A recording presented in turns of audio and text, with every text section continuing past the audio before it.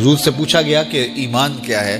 فرمایا جب نیکی تجھے خوش کر دے اور گناہ تجھے دکھی کر دے فانت مومن، تو تو مومن ہے۔ تو کسی کو پوچھنے کی بجائے اپنے اندر سے فتویٰ لیا جاتا ہے، اندر ہی بتاتا ہے کہ اچھائی کیا ہے، اندر ہی بتاتا ہے کہ برائی کیا ہے۔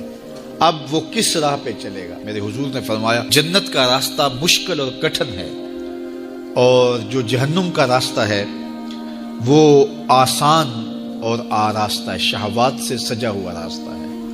اب تمہیں پتہ ہے کہ انجام کیا ہے اور تمہیں اختیار دیا گیا ہے۔ بعض لوگ اختیار کو اللہ کی رضا سمجھ لیتے ہیں، تو یہ بات جانیے کہ اللہ کی رضا میں اور اس کی مشیت میں بڑا فرق ہے۔ بعض لوگوں کی رسی اللہ نے دراز کی ہوتی ہے تو لوگ کہتے ہیں اللہ راضی نہیں ہے، تو ایسا کیوں ہے؟ یہ کون سی کہانی ہوئی؟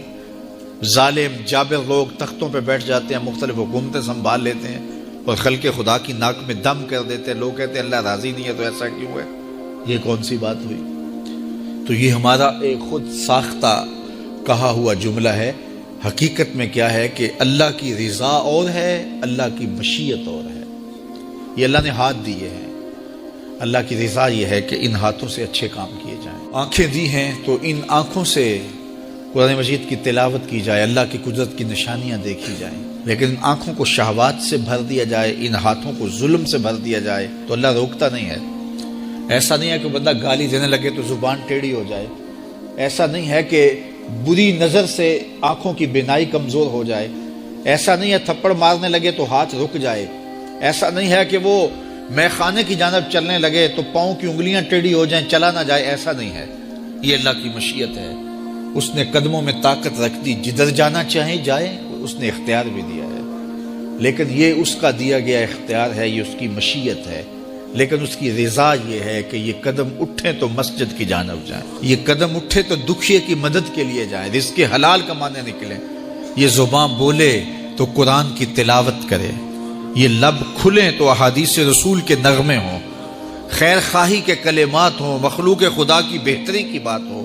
لیکن اگر کوئی گالی گلوچ دینے لگ جائے تو اس سے اللہ کی رضا نہیں۔ اللہ نے اعضاء بنا دیے اور اللہ نے انسان کو خیر اور شر کی تمیز دے دی، اچھائی اور برائی کا پتہ دے دیا، اب اس کی مرضی ہے کہ وہ کدھر نکلتا ہے۔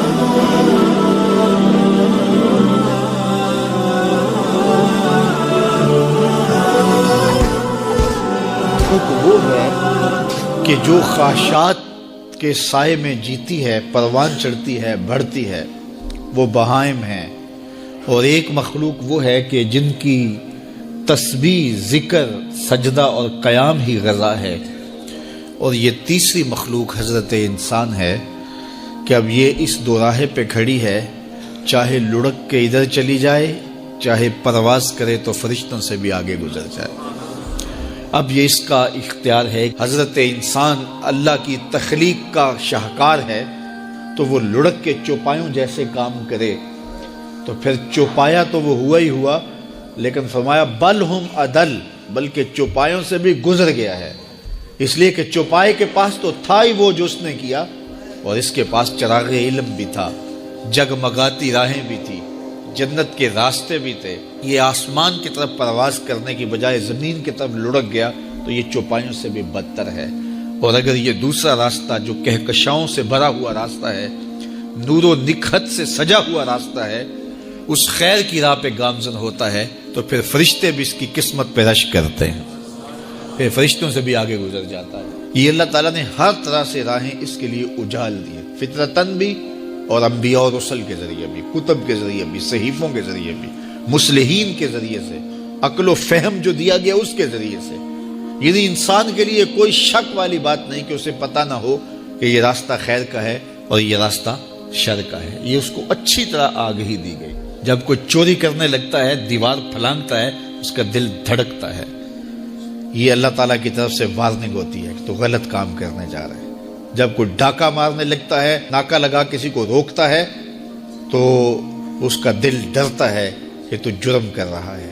جب بدکاری کو کرنے لگتا ہے تو اس کا دل ڈولتا ہے کہ تم غلط کام کرنے جا رہے ہو۔ جب کوئی کسی کو قتل کرنے لگتا ہے تو جب وہ مقتول پہ حملہ آور ہوتا ہے تو دل ڈولتا ہے کہ تم غلط کر رہے ہو۔ حتیٰ کہ دیوار رکھتے ہوئے ہم